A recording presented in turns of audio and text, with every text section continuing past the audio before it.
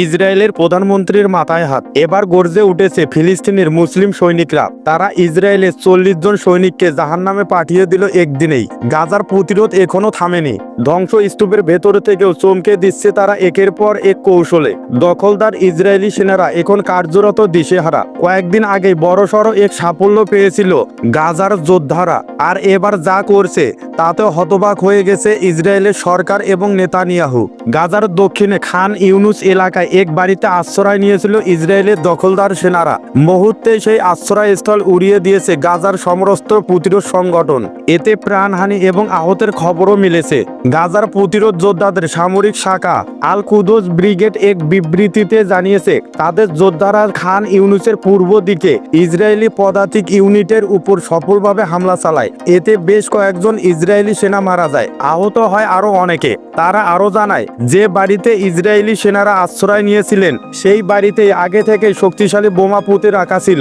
সেনারা ভেতরে ঢুকতেই ঘটে যায় ভয়াবহ বিস্ফোরণ। এরপরে প্রতিরোধ যোদ্ধারা মেশিনগান এবং আরপিজি দিয়ে টার্গেট করে গুলি চালায়। পরিস্থিতি এমন পর্যায়ে পৌঁছায় আহত সেনাদের সরিয়ে নিতে হেলিকপ্টার পর্যন্ত ডেকে আনতে হয় নেতানিয়াহুর বাহিনীকে। খান ইউনিসে এখন ইসরায়েলি বাহিনীর অবস্থান মারাত্মক হুমকির মুখে। আরেক অভিযানে গাজার যোদ্ধারা গুড়িয়ে দিয়েছে দখলদারদের ডিনামাই নামের সামরিক বুলডোজার আর মার কাভার ট্যাঙ্ক। এখানেও ইসরায়েলি সেনা হতাহতের খবর নিশ্চিত করেছে স্থানীয় সূত্র। এই সাফল্যগুলোর গর্ব নিয়ে জানাচ্ছে গাজার প্রতিরোধ যোদ্ধারা। তাদের মতে এটা কেবল শুরু, প্রতিবারের দখলদাররা নতুন করে চমকে উঠবে। এদিকে কয়েকদিন আগে গাজার যুদ্ধ নিয়ে ক্ষোভ ঝেড়েছিলেন ইসরায়েলি সেনারা নিজেরাই। তাদের অভিযোগ, পর্যাপ্ত গোয়েন্দা তথ্য ছাড়াই ঝুঁকিপূর্ণ মিশনে ঠেলে দেওয়া হচ্ছে তাদের। পরিকল্পনার অগোছালো ভাব আর নেতৃত্বের দুর্বলতা এখন সরাসরি প্রাণঘাতী হুমকিতে রূপ নিচ্ছে। এবারও সেই ভয়ে সত্যি হলো।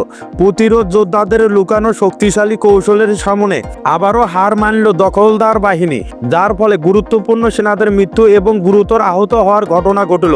উপস্থাপিত তথ্যে দেখা যাচ্ছে, চলতি বছরের মার্চ থেকে এখন পর্যন্ত প্রায় 30 জন সেনা হারিয়েছে ইসরায়েল। আর স্থল অভিযানের শুরু থেকে এখন পর্যন্ত ইসরায়েলি বাহিনীর মৃত্যুর সংখ্যা দাঁড়িয়েছে 438 জনে।